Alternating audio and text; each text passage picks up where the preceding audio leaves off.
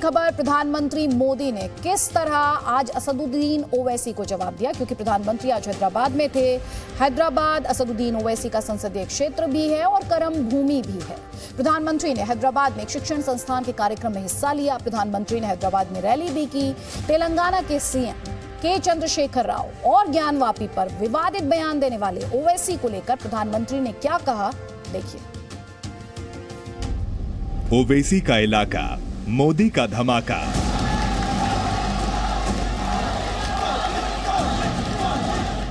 परिवारवादी पार्टियां देश के लोकतंत्र और देश के युवा दोनों की सबसे बड़ी दुश्मन है।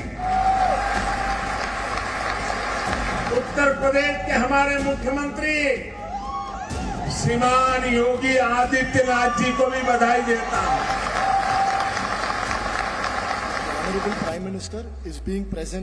प्रधानमंत्री नरेंद्र मोदी आज हैदराबाद में थे। वही हैदराबाद जहां के सांसद असदुद्दीन ओवैसी हैं। वही हैदराबाद जहां से ओवैसी पीएम मोदी के संसदीय क्षेत्र वाराणसी में जारी ज्ञानवापी विवाद पर भड़काऊ बयान देते हैं। जब मैं 20, 19, 20, 21 साल का था तो बाबरी मस्जिद को मुझसे छीन लिया गया। अब हम वही 19, 20 साल के बच्चों की आंखों के सामने दोबारा मस्जिद को नहीं खोएंगे इंशाअल्लाह ताला। लेकिन आज बारी प्रधानमंत्री नरेंद्र मोदी की थी।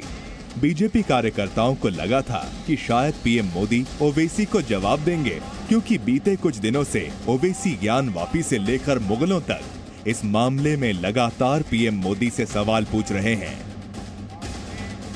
देश के प्रधानमंत्री नरेंद्र मोदी को पैगाम देना चाहता हूं और ये बात साफ और वाज़ेह तौर पर कहना चाहता हूं कि कहा जाता है कि मुगलों की बात करते हैं।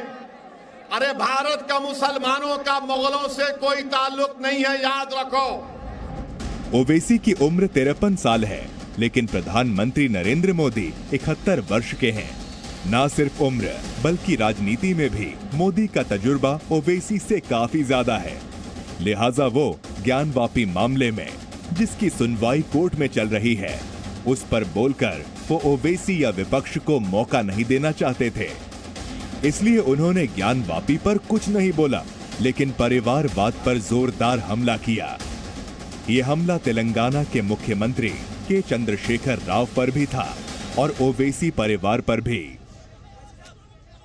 तेलंगाना के लोग देख रहे हैं कि एक परिवार को समर्पित पार्टियां जब सत्ता में आती है तो कैसे उस परिवार के सदस्य भ्रष्टाचार उसका सबसे बड़ा चेहरा बन जाते हैं। तेलंगाना के लोग देख रहे हैं कि परिवारवादी पार्टियां किस तरह सिर्फ अपना विकास करती है, अपने परिवार के सदस्यों की तिजोरियां भरती हैं। ओवैसी ब्रदर्स भी परिवारवाद की राजनीति के प्रमुख चेहरे हैं। असदुद्दीन ओवैसी के दादा मौलाना अब्दुल वाहिद ओवैसी ने साल 1958 में AIMIM का गठन किया था और साल 1975 में असदुद्दीन ओवैसी के पिता सुल्तान सलाहुद्दीन ओवैसी ने AIMIM की कमान संभाली। पिता की मौत के बाद AIMIM की लगाम असदुद्दीन ओवैसी के हाथों में है। साल 2004 से लगातार 4 बार लोकसभा का चुनाव जीत चुके ओवैसी भी परिवारवाद के लपेटे में हैं। पीएम मोदी ने हैदराबाद के कार्यक्रम में उत्तर प्रदेश के मुख्यमंत्री योगी आदित्यनाथ को भी बधाई दी। लेकिन किस बात की बधाई, ये खुद पीएम मोदी से सुनिए। मैं तो आज तेलंगाना की इस धरती से उत्तर प्रदेश के हमारे मुख्यमंत्री श्रीमान योगी आदित्यनाथ जी को भी बधाई देता हूं। जब उनके सामने आया कि फलानी जगह पे नहीं जाना चाहिए, टिकनी जगह पे नहीं जाना चाहिए, योगी जी ने कहा मैं विज्ञान में विश्वास करता हूं और वो चले गए। और दोबारा मुख्यमंत्री भी बन गए। अंधविश्वास को इस प्रकार से तवज्जो देने वाले लोग तेलंगाना को, उसके भविष्य को कभी संवार नहीं सकते हैं।